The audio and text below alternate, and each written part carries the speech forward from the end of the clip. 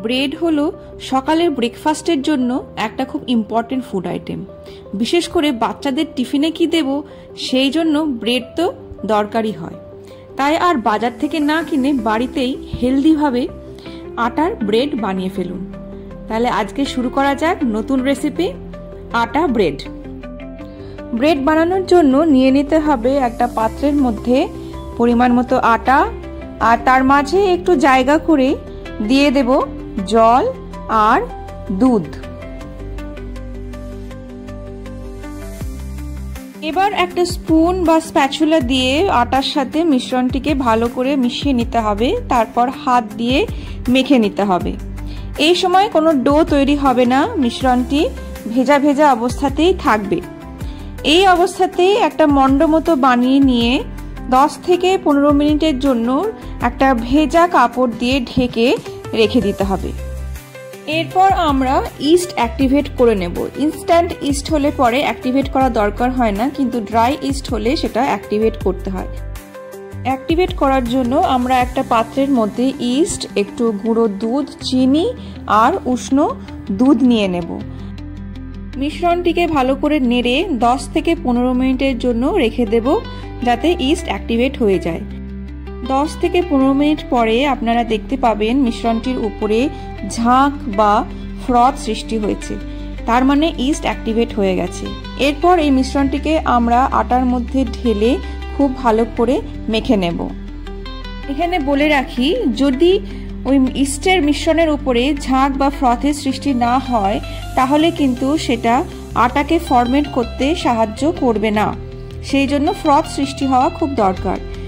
এরপরে আমরা হাত দিয়ে খুব ভালো করে আটাটিকে মেখে নিয়ে তার মধ্যে একটু নুন আর নরম বাটার দিয়ে দেব।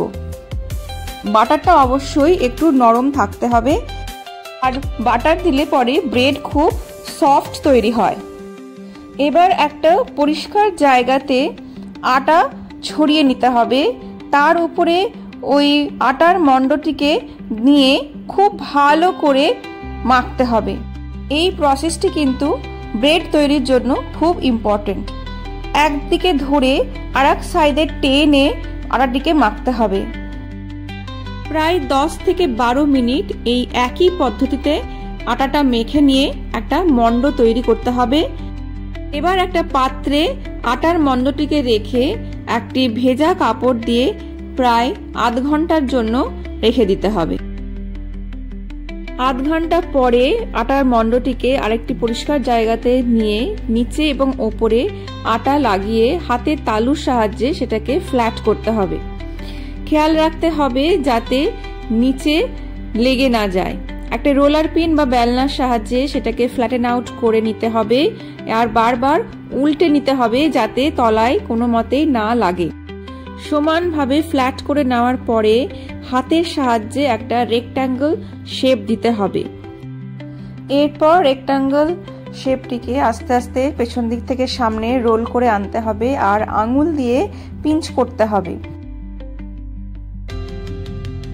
যখন এটা লোফের শেপ নিয়ে নেবে তারপরে এটাকে 5 থেকে 10 মিনিট রেস্ট করতে হবে।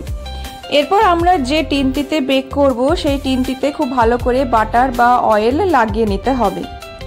গ্রিজ করা হয়ে গেলে টিনের মধ্যে আটার লোফটিকে দিয়ে হাতের সাহায্যে ভালো করে সাইজ করে নিতে হবে, যাতে বেকিং টিনের ওপর দিয়ে আটার ডো ওভারফ্লো না হয়।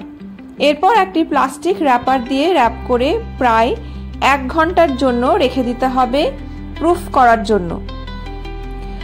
1 ঘন্টা পরে দেখতে পাবেন যে আটাটি ফুলে একদম ডবল হয়ে গিয়েছে। আটার ডো খুব ভালোভাবে ফরমেন্ট হয়ে গিয়েছে। এবারে একটি ব্রাশের মাধ্যমে ডোয়ের উপরে দুধ ব্রাশ করতে হবে। মিল্ক ব্রাশ করলে পরে উপরের কালারটা খুব সুন্দর ব্রাউন আসে। এবারে আপনার পছন্দ মতো যে কোনো সিডস দিয়ে, আমি এখানে সাদা তিল ব্যবহার করেছি, একটু ছড়িয়ে দেবেন। ওভেনকে প্রিহিট করে নিয়ে 180 ডিগ্রি সেন্টিগ্রেডে 30 মিনিটসের জন্য বেক করতে হবে। বেক হয়ে গেলেই দেখতে পাবেন আপনার একদম বাড়িতে তৈরি 100% আটা দিয়ে বানানো ব্রেড রেডি। একদম দোকানের মতো টেস্ট, নরম আর খেতেও ভালো। তাহলে কেমন লাগলো আজকের রেসিপি আমাকে অবশ্যই জানাবেন আর সাবস্ক্রাইব করে আমাকে সাপোর্ট করবেন। Thank you.